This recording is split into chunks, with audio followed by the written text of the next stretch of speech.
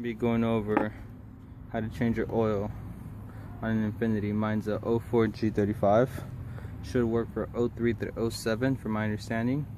Here are some of the tools we're going to use today. A 14mm ratchet. You can also use a wrench if you have one on hand, whichever one of the two. A pair of gloves so you don't get your hands dirty and you don't mix it with the caustic oil. Teflon tape. The oil itself, mine I used Mobile 1 Extended Performance 10W30. Depending on how old your car is or how you maintain your car, mine I have a supercharger, so I use this just because it works best from my experience. A oil pan, this is a 7 quarts. The car takes 5 quarts, so I always have a little playroom. I'm going to use this one for the first time, is STP S6607XL.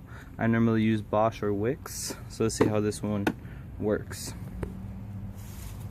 Now that we have everything ready, we're gonna go ahead and do the steps. So first off, you're gonna want to jack up your car. I normally jack mine up from the edge, and then I put jack stands as well. You always want to put jack stands. You always never want to be on your car with just a jack. Trust me, I've seen too many videos where the jack fails itself, so go ahead and always use jack stands. Even in one, I use 2, but you can use 1. Better safe than sorry. Once we get that jacked up, you're gonna want to go ahead and take your ratchet or your wrench, whichever one you have handy. Again, the one I use is essentially a 14mm. You're gonna go into your car, and this is where your oil pan is at. This is the nut that we're going to remove using our ratchet. So pretty much just go ahead and remove it with your ratchet. Okay. Alright, let's go ahead and get this started. Keep in mind I am filming with one hand, so it might be easier for you. And have your oil pan ready as well. That way you can catch the oil once it goes off. I'll give you a better view on that right now, but go ahead and just get that removed. So let me go ahead and remove this. Go ahead and get that there.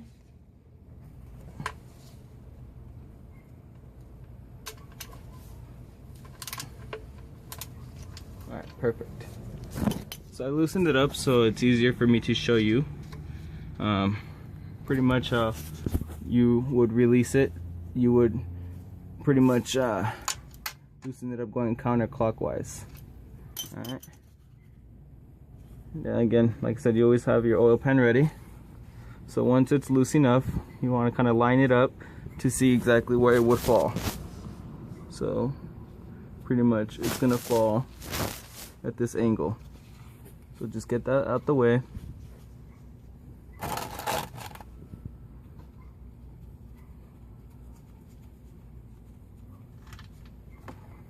Perfect.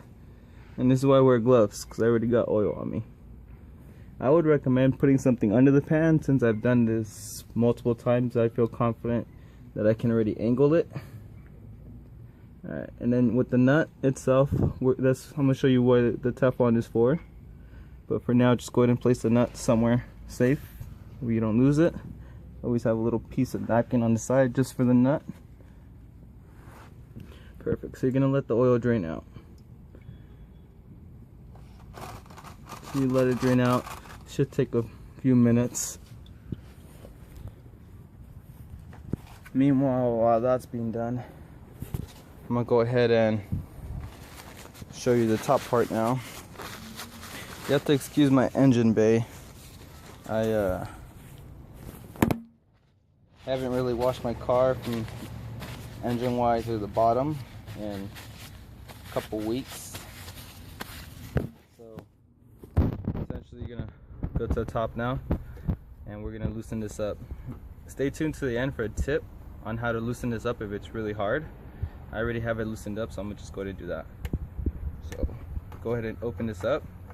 What this does is it releases the pressure and lets the oil drip out too.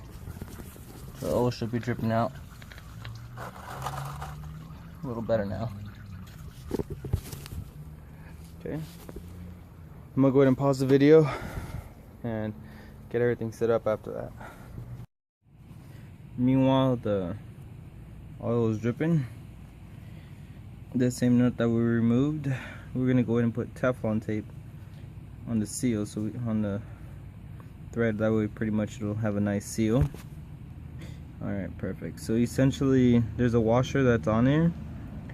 You can inspect the washer. Personally, it looks good still. I'm gonna use this for one more oil until my next oil change. I'm gonna have to replace it, but I'm gonna go ahead and put Teflon tape on it right now, and I'm gonna put the phone down so I can do that. Give me a quick second.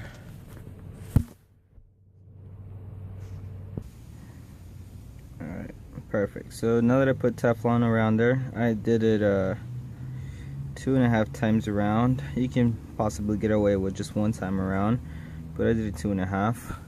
So perfect. I see that the main oil pan stopped dripping already. Very small drips. So what I'm gonna go ahead and do now is remove the oil filter. So with the oil filter, that one, definitely be careful. That one is what I would advise, like I said earlier, something on the bottom under the pan. That way, just in case you do get oil that does leak off or you weren't expecting, it doesn't stain your drive wherever you're pretty much doing the oil change. But I'm gonna go ahead and do that next. I'm gonna put this aside and I'm gonna show you pretty much how to remove the oil pan. Sorry, the oil filter. I don't know why it's there. The oil pan, that's funny. Alright, so I'm gonna go ahead and remove it. Same thing with this one. You would turn this one counterclockwise. So give me a quick second. Again, it's a little harder to do with one hand of it.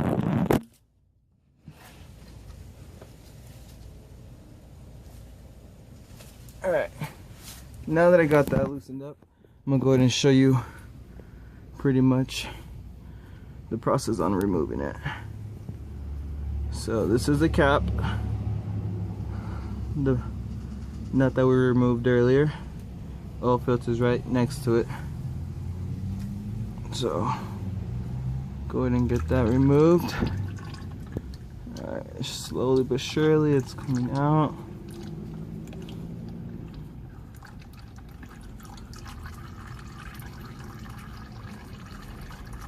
And this one again turns and removes counterclockwise. It's not as much oil as the actual nut that we removed earlier from the oil pan, but it still has some in there. So just make sure you drain it out. One thing I definitely advise is to do this when your car is cold, because once you run the car and you do the oil change, it is hot as hell, so you might want to be careful not burning yourself. Alright, I'm gonna go ahead and place this aside. Give me a quick moment, pause the video. So I got my other oil filter ready, and I just placed the old one inside the box for this one. That way I just make sure it doesn't dirty the floor again. One thing I can give you as far as tips, that way it's not a pain in the butt next time to remove your oil filter, next time you do your oil change. On the outer seal, I normally like to get a little bit of the old oil. Not too much, just a little bit's enough, like little droplets. And then just pretty much give it a little quick coat on the outer seal of the new filter. What that does is essentially makes it easier to remove next time, so it doesn't get completely stuck. If your oil filter is completely stuck, there's many ways of getting rid of it. One of the most common ways that I've seen is people release pressure from the seal by stabbing a hole through the filter. That gives them enough leverage to go ahead and remove this filter. But thankfully I've never had to deal with that because I always seal it it's not like you're completely coating it on the side. It's just a small little seal, small portion I should say. Once you have that, you notice that the filter itself, it has essentially how the insert goes. You're just gonna line it up, and this pretty much you're just turning it to the right or clockwise. Now when it comes to how tight it should be, honestly, I like it tight, but it's not tight to a point where you're breaking your hand to turn it. The pressure itself will hold it in place, but that's pretty much where I go. You'll feel it out. Just keep in mind again, don't over tighten it, because then you're pretty much just gonna break your thread. But now that we got the oil filter on, you're gonna take your nut that you removed prior. So what I always do is personally just clean off the area where you're gonna go ahead and thread it back on. It's just a personal preference, not necessary. And you're gonna hand tighten it. Make sure that you take your time doing this. You don't want to skip a thread. I can't imagine how much it'll cost for another oil pan. So just hand tighten it, and once you get it pretty much to the point where you're hand tightening it the most you can take your ratchet or wrench, whatever you used, and snug it. Again, you don't want to over tighten it. It's just a snug. So that's essentially everything from the bottom that we need to finish off. Got your filter on, you got the nut back on, oil there. Clean off any additional oil on the sides, that way it doesn't dirty your driveway or wherever you're changing your oil again.